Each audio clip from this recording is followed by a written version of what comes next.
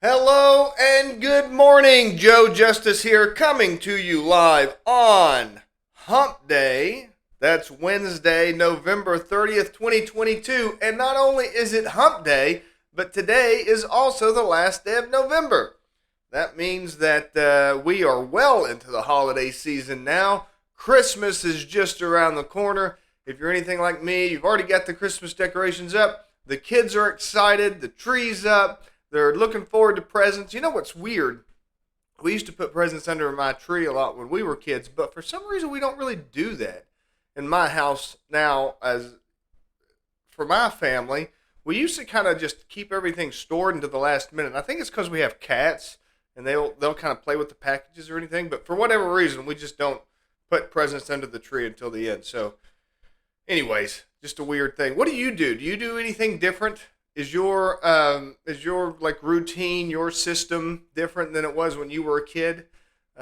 Any different kind of traditions or anything like that? That's one thing. Things change, you adopt your own thing. It's kind of interesting. So today I was wanting to talk to you about one of my favorite subjects, actually, intermittent fasting, something that I discovered, first read about years and years ago, that I thought was completely insane and counterintuitive to everything that I knew. So if you're anything like me, you grew up in the 80s and 90s, and you were probably presented with the typical kind of diet information that was basically you're supposed to eat 6 meals a day. It's basically nonstop eating. And I remember reading magazine articles and watching news stories. And in the early days of the internet, you'd get anything from them, from websites and stuff, from doctors, everything. When it came to losing weight, everything was all about eating 6 meals. You're supposed to have 3 primary meals, and then you're supposed to have little snacks in between. And there was all kinds of pseudoscience around that. It was supposed to speed up your metabolism. It was supposed to keep you from getting hungry. And I never found that to be true at all. I mean, I didn't get any less hungry or more hungry based on how many snacks. As a matter of fact, I was one of those people that, I would eat and then like as soon as you eat, you want some more. It's like the whole thing with the potato chips, right? You can't have just one. So that was always a problem with me. I would, eat, take like a small bag of potato chips or something like that, 150 calories, and it wasn't satisfying at all. And I always found that to be a major problem. And it seemed like a strange flaw to me. But, all of the experts said that's what you do. If you want to lose weight, you're supposed to eat 6 meals a day. And that was in everything. That was in diet books. That's what your doctor recommended. That's what the, nutritionist recommended. That's what magazines recommended. That's everything. From top to bottom, everything was 6 small meals a day, 6 small meals a day, that and like 40 gallons of water. Those were the big kind of suggestions, the overall suggestions that you would hear from everyone. And in the early 2000s, I started to hear of this thing that people would do called fasting, and fasting was really common. Now, so let me skip to the ending just a little bit here instead of walking through the entire story. But first of all, the 3 meals a day thing, that's largely an invention of the 20th century. It used to be primarily people would usually eat like what they would call a supper, which was usually like their big meal of the day. And then they would eat different meals. So like we think of like breakfast, lunch, and dinner as the 3 meals, but that's not the way people typically ate. They would typically eat like a big meal and a small meal a day, basically, right? And the big meal would be called dinner, and then the smaller meal would be called supper. I remember when I was a kid, that was, we used different words interchangeably for that type of stuff. My family, they would sometimes refer to the late meal as supper, sometimes refer to the afternoon meal as supper, and that's where all that comes from. That's where it comes from in English. Supper was usually typically the lighter meal. I'm pretty sure. I think I've got that right. It was the lighter meal, and then your dinner was your bigger meal.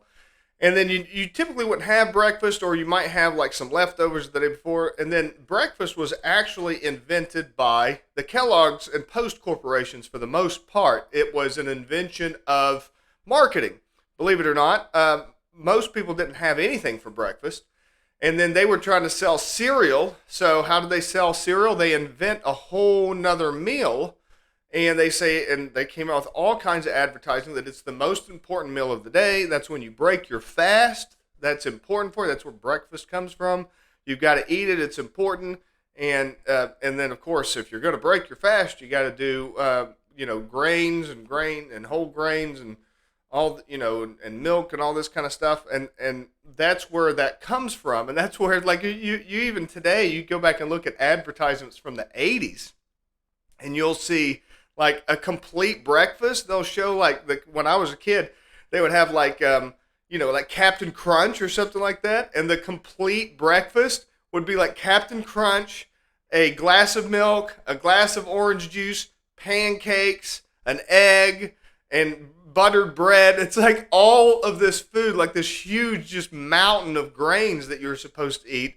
And that was supposed to be your balanced breakfast. It's just insane looking back at that kind of stuff. But that's how they sold cereal. And that's what I always thought. And I think, I've looked into it a little bit, I think the whole like 6 meal a day thing comes from bodybuilders. I think that came from, so bodybuilders would eat pretty much constantly when they were bulking up and when they were getting ready. So the way bodybuilders worked, and I imagine they still do to this day, but what they would do is they would bulk up for a period of time. Most of the year they would eat tons and tons and tons of food, do lots of lifting and everything. And then as they got closer to the competition, then they would reduce their calories, and then they'd lean out and get really, really, really, really skinny and get those and get that skin that looks like latex look. So they would eat constantly. If you ever watch the documentary Pumping Iron with Arnold Schwarzenegger, you'll see that they were just constantly eating, and they were talking about eating all the time. So I think that's probably where the 6 meal a day thing came from. Most of the dogma in the fitness world comes from the bodybuilding world of the 70s, because that's where the craze got started. That bled into the 80s and then into the 90s.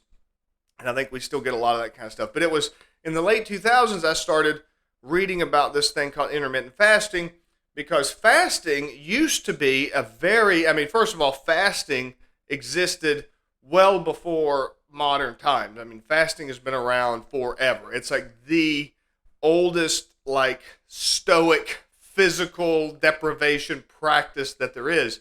So you can only imagine that it had to have had some really great health benefits, because why else would every culture adopt it as it's not exactly a religious penance, so it's not a punishment, but all cultures adopted it as a type of delayed gratification, or a type of sacrifice might be the right way to look at it. I don't know. It was a way of being reverent to the universe, or the gods, or God, or whatever. Every religion had it. Everywhere, anywhere you can go to in the world, they had some form of fasting.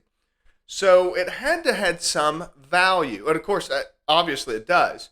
That we found out today that it does have an incredible value. So the value that it has, there's tons and tons of value. I have to spend a little bit more time really dissecting that at some other time. But so I learned about fasting, and I always thought of fasting as a religious practice. I always thought, and that's the way it's always presented, is this kind of idea of, to fast is to be reverent to God, is to, you fast and you pray, and or if you're of a different religious tradition than a Christian, then you fast and you do certain rituals. It's all about fasting. Like I say, it's more about the sacrifice than it is about any kind of health benefits or anything like that. So I never thought of it that way, and I always thought it was kind of silly to use that as a physical health practice. But in the last few years, I've tried that out, and I've really adopted it, and it is far and away, intermittent fasting is the easiest type of diet to stick to, and it is the best for your overall health and wellness. So, and the way that I do it is I eat between the hours of 12 and 7. 12 to 8 is usually what a lot of people do. Basically, you're skipping breakfast. That's really all it comes down to. But the trick to it is you don't eat anything else in between. No snacks, no cookies, no candies, no slices of bread, nothing. So you only eat between 8 o'clock or between noon. You only eat between noon and 8 o'clock, and then you completely fast the rest of the day. If you're curious about it, give it a try for a couple weeks. Now, you will need a couple weeks to try intermittent fasting. It's not something that you can do one day and all of a sudden you're going to say, wow, that's amazing. First of all, you've got tons of old habits built up with the 6 meals a day or 3 meal a day type eating system, and your body's going to be very, very used to that. So the shock of only eating for an 8-hour window in a day is going to be difficult at first. Your body's going to not know what to do. It's going to be out of stasis, and the body does not like being out of stasis. So give it a try for a couple of weeks. Don't just do it, for 1 or 2 days, or just do it for 2 days and then not for the next day, and then say, well, it didn't work at all. Give it a try. Only eat between the hours of noon and 8, and try it for a month and see if you don't feel better. All right, guys, hope you found all this helpful today. Hope you found it interesting. If you did, please be sure to like, follow, subscribe, do all that good stuff. Let the algorithm know that you enjoyed the content and help me spread the word, and I will talk to you guys tomorrow.